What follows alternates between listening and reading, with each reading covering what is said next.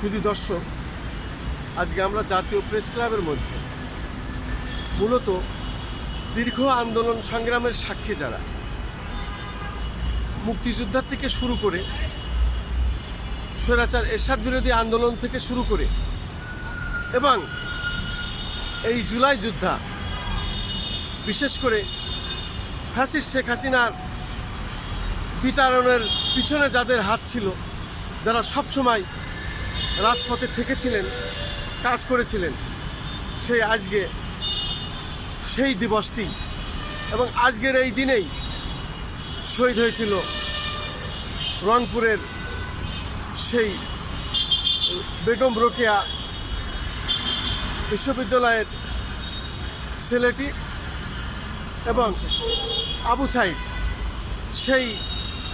আজকেই সেই জুলাই দিবস এবং এই দিবসেই আমরা যারা সবসময় রাজপথে ছিলাম, তার মানে কি তিনটি আন্দোলন সংগ্রামে আমরা জীবন যুদ্ধ করে আল্লাহ কেন আমাদেরকে বাঁচিয়ে রেখেছে।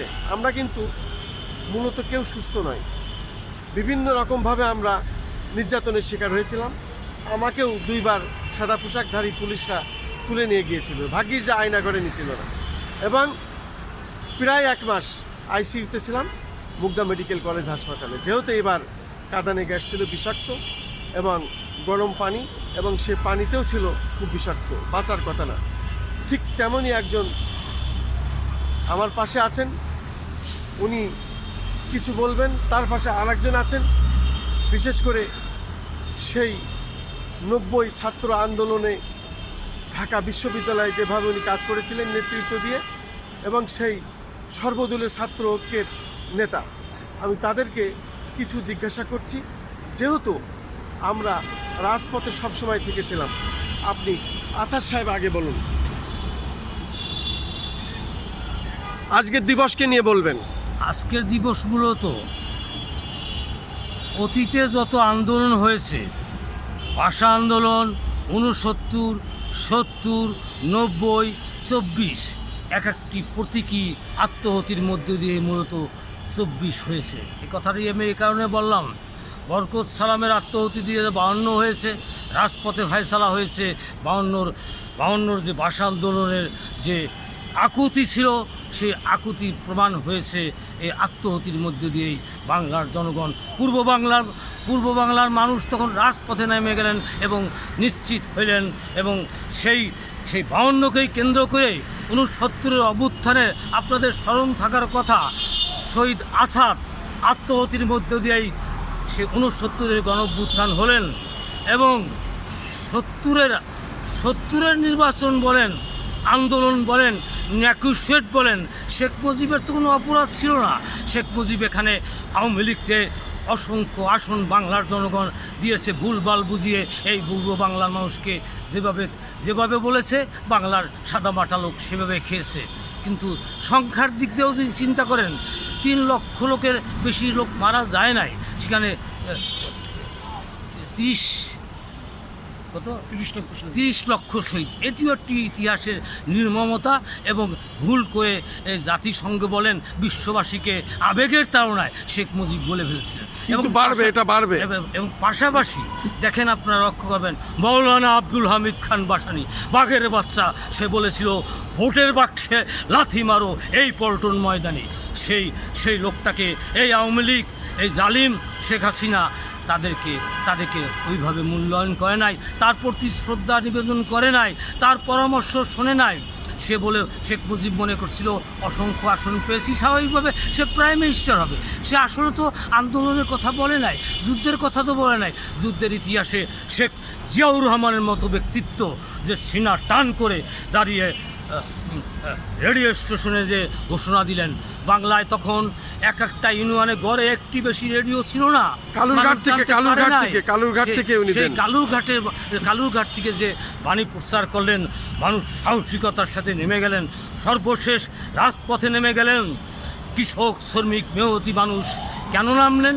সেটি হলো ওই পূর্ব পাকিস্তানের মানুষ যখন আমার রাজারবাগের উপর আঘাত করলো, প্রতিটি মহকুমা শহরে যখন প্লেনের পিছন দিয়া যখন যে বোমা বিস্ফোরণ করলো, সেই বোমা বিস্ফোরণে তখন সারা মহকুমা, প্রতিটি মহকুমার মানুষ দেখলেন প্র্যাকটিক্যালি যে ওই পূর্ব পাকিস্তান, পশ্চিম পাকিস্তানের হায়নারা এই বাংলার মানুষের উপর আঘাত এনেছে, নিষ্ঠুরতা এসেছে। তখন বাংলার সর্বস্তরের মানুষ, পুলিশ, বিডিআর, আর্মি, নৌবাহিনীর সকল দেশপ্রেমিক সৈনিকেরা নেমে গেলেন। এবং আপনাদের স্মরণ থাকার কথা, মেজর জলিল তিনি দাঁড়িয়ে গেলেন, ভারত যখন লুণ্ঠন করে আমার বাংলার সম্পদকে পাচার করতেছে, যতগুলো অস্ত্র ছিল, যতগুলি কারখানায় যত অস্ত্র সম্পদ ছিল, অস্ত্র ছিল, এগুলো লুণ্ঠন করে নিলেন। এই মেজর জলিল দাঁড়িয়ে গেলেন ট্রাকের সামনে, নো, এই ট্রাক যাবে না ভারতের মাটিতে। কথাগুলো এই কারণেই বললাম, সেই মেজর জলিলকে এই শেখ হাসিনার গভর্নমেন্ট রাজাকার বলেছে। এবং প্রথম গ্রেপ্তার শেখ মুজিব প্রথম কিডন্যাপ করছে এবং তার বিরুদ্ধে মামলা দায়ের করেছে মেজর জলিলের বিরুদ্ধে। এই ইতিহাসগুলো এই কারণে বলি, যদি 24-এর যে অভ্যুত্থানটা হলো, এই অভ্যুত্থানের আমার দামাল ছেলেরা যে আন্দোলন করলো, এরাকে আতস্থ করতে পারলো না, এর ব্যর্থতা হলো। ব্যর্থতার ইতিহাস শুধু এখন না, সেই 52, 69, 70 যারা আত্মহতি দিল, 90 যারা প্রতিষ্ঠা করলো, তারা বেনিফিশিয়ারি না। ওই চোরের গোষ্ঠী, ওই দালালের গোষ্ঠী, ওই লুণ্ঠনকারীরাই আমার হিন্দু সম্প্রদায়েরও অসংখ্য সম্পদ লুট করলো কারা? ওই সেই নামদারি মুক্তিযোদ্ধারা, যারা দেশপ্রেমিক মুক্তিযোদ্ধা ছিল, তার সার্টিফিকেটের জন্য গভর্নমেন্টের কাছে কান্দে নাই কোনো সময়। অসংখ্য মুক্তিযোদ্ধা এখনও আছে বাংলার জমিনে, এখনও জীবিত আছে কিছু লোক, যারা সার্টিফিকেটের জন্য কোনো সময় সরকারের কাছে চায় নাই। এরা হলো দেশপ্রেমিক মুক্তিযোদ্ধা। আর শেখ হাসিনা রাষ্ট্রীয় ক্ষমতায় এসেই অসংখ্য হাজারো নামধারী মানুষকে তারা মুক্তিযোদ্ধার সার্টিফিকেট দিলেন, অনুদান দিলেন ওই সংখ্যা বাড়ানোর জন্য।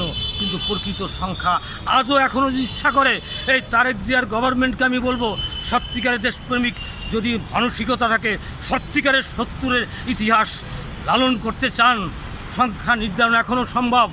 সারা বাংলাদেশে লোক নামিয়ে দেন, আপনার বিভিন্ন বাহিনী আছে, প্রয়োজনে 8-10টা টিম প্রয়োগ করলেই আপনি আসল সংখ্যা পেয়ে যাবেন কত সংখ্যক লোক মানুষ মারা গেছিল।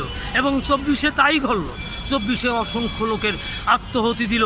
কিন্তু অনেকে মানুষ, আমার জানা মতেই এই পল্টনে 2টা আমার সামনে ওদের মজক বিচ্ছিন্ন হয়ে গেল, ওদের নাম আমিও জানি না, কারণ ওই সময় আমার দায়িত্ব ছিল শুধুমাত্র ওদের হাসপাতালে পড়ে যদি বেঁচে যায়, এই আকাঙ্ক্ষা নিয়েই সেদিন পড়লাম। কিন্তু আসলে প্রকৃত অসংখ্য আত্মহতি মানুষের লিস্ট এখনও করা হয় নাই।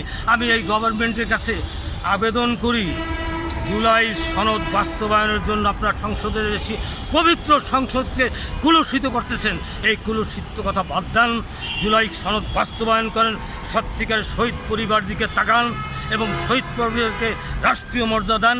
আমাদের যেমন 90 আন্দোলনে আমরা তখন জাতীয় রাজনীতির কাছে ছেড়ে দিলাম, জাতীয় মুরব্বীরা এই দেশকে গণতন্ত্র প্রতিষ্ঠা করবে, গণতন্ত্র রক্ষা করবে, দেশ নির্মাণের সহযোগিতা করবে।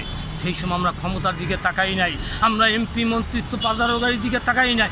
আর এই সমস্ত ছেলেরা, এরা সারা দেশের মানুষের আবেগকে আতস্থ করে ওই ইউনুস গভর্নমেন্টকে ভুলভাল বুঝিয়ে এরা দায়িত্ব দিয়ে দিলেন, এদের উপদেষ্টা বাড়ালেন, মন্ত্রী বাড়ালেন বা পাজারো গাড়ি দিলেন।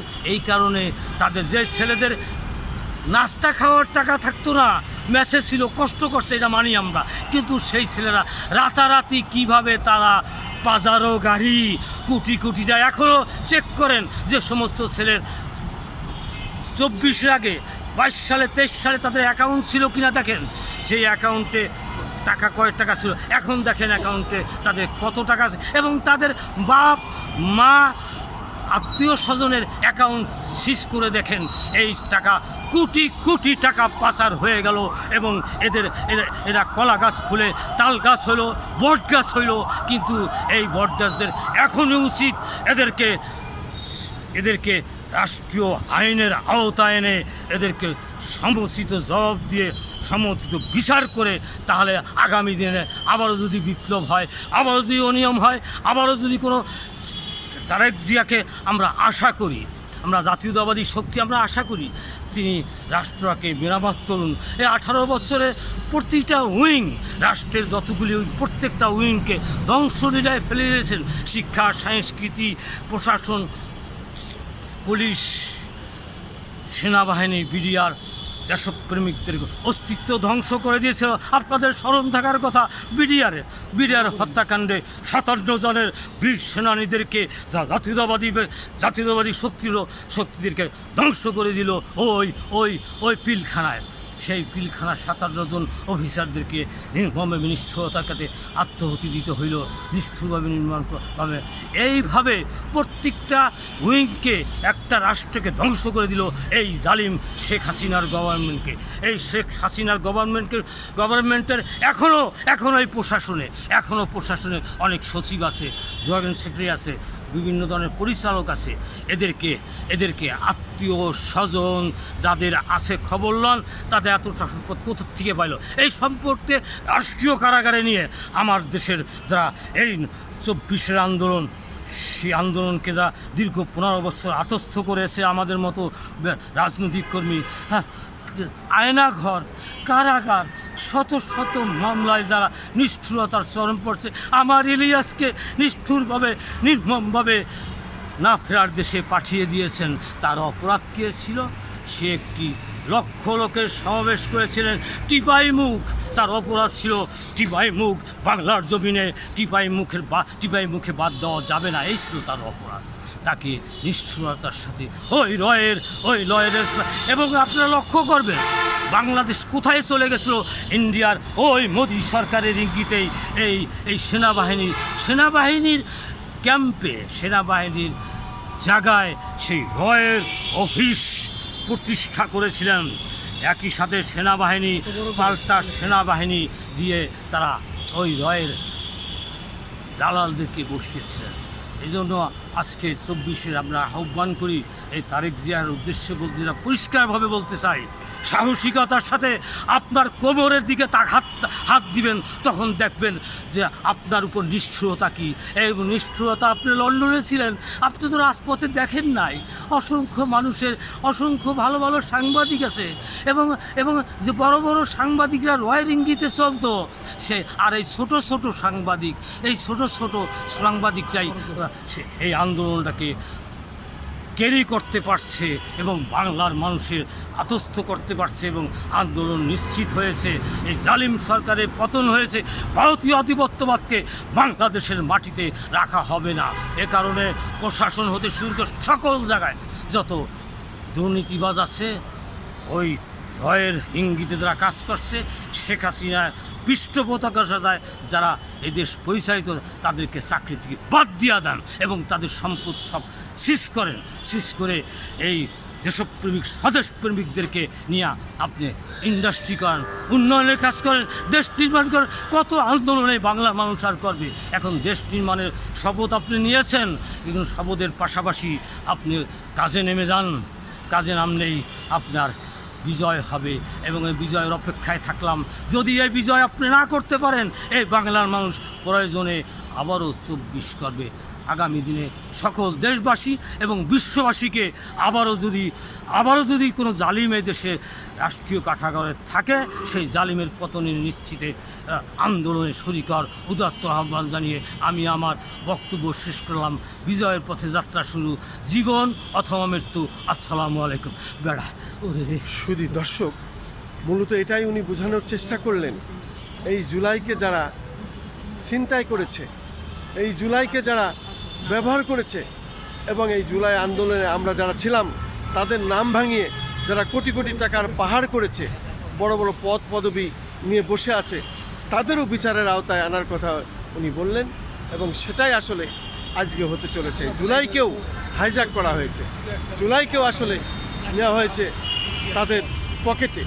আমি খন্দকার মাসুদুজ্জামান, ধারাবাহিকভাবে যেটা আমরা করে থাকি তার ধারাবাহিকতায় আজকেও আমরা এটা চালিয়ে যাচ্ছি। আসসালামু আলাইকুম।